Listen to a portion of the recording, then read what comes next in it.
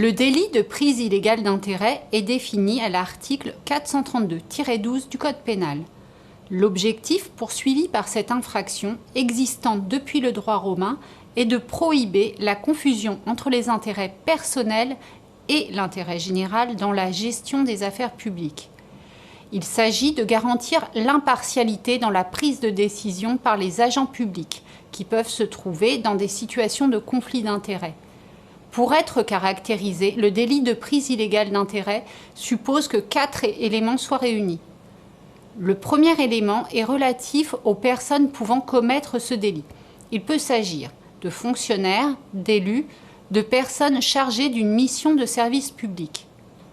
Le deuxième élément est relatif au positionnement dans la prise de décision publique.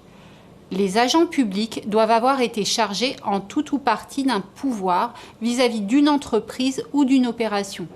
Ce pouvoir peut être un pouvoir de liquidation ou de paiement, un pouvoir de surveillance ou d'administration. À ce titre, la jurisprudence exige que la personne en conflit d'intérêts ne prenne part à aucun des travaux préparatoires, n'émette aucun avis, même consultatif, et sorte de la salle lors des débats et des délibérations sur une opération où elle a un intérêt. Le troisième élément est relatif à l'intérêt pris, reçu ou conservé dans l'entreprise ou l'opération. Cet intérêt peut être direct, par exemple un maire qui octroie une subvention à une association dont il est président, ou indirect lorsqu'il est détenu par un proche de l'agent public.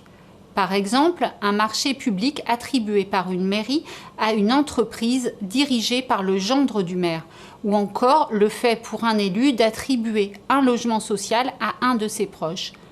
Il peut même s'agir d'un intérêt simplement moral, lorsque l'agent prend une décision avantageuse relative à une entreprise dirigée par un de ses amis. Quatrième élément, il faut enfin une intention de commettre l'infraction.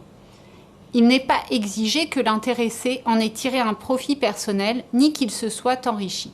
Ce délit vise à réprimer ceux qui s'exposent aux soupçons de partialité et qui se placent, en connaissance de cause, dans une situation où leur intérêt propre est susceptible d'être regardé comme entrant en conflit avec l'intérêt public dont ils ont la charge.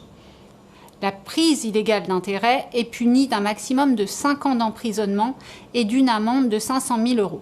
Le montant de l'amende peut même être porté au double du produit tiré de l'infraction. Le juge peut également prononcer des peines complémentaires. Voyons maintenant une forme spécifique de prise illégale d'intérêt appelée couramment pantouflage. Prévu à l'article 432-17 du Code pénal, il s'agit de l'infraction de prise illégale d'intérêt commise par la personne qui a quitté ses fonctions publiques depuis moins de 3 ans. Il s'agit d'éviter pour un agent public chargé de surveiller ou de contracter avec une entreprise privée d'avantager cette dernière dans l'espoir d'une embauche à brève échéance, de la détention de parts sociales ou de la possibilité d'y exercer un travail de conseil. Le pantouflage est puni d'un maximum de 3 ans d'emprisonnement et d'une amende de 200 000 €. Le montant de l'amende peut même être porté au double du produit tiré de l'infraction. Le juge peut également prononcer des peines complémentaires. En résumé, la prise illégale d'intérêt et le pantouflage sont des infractions qui visent à prévenir toute partialité dans la gestion des affaires publiques, en évitant que les intérêts détenus par l'agent ou ses proches interfèrent ou semblent interférer avec l'intérêt public.